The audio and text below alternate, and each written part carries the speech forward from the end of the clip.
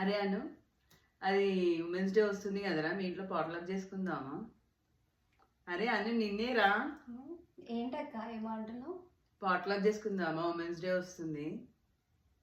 వినపడట్లేదు అక్క, మళ్ళీ చెప్పవా? నువ్వు ఊరికే కథలు చెప్తున్నావు.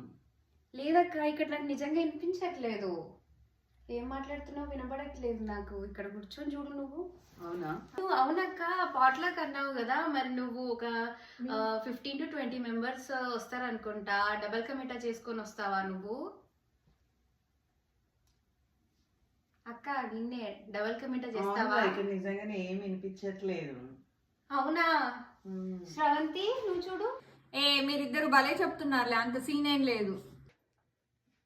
నిజంగానే వినిపిస్తలేదురా, కావాలంటే ఇక్కడ వచ్చి చూడు నువ్వు.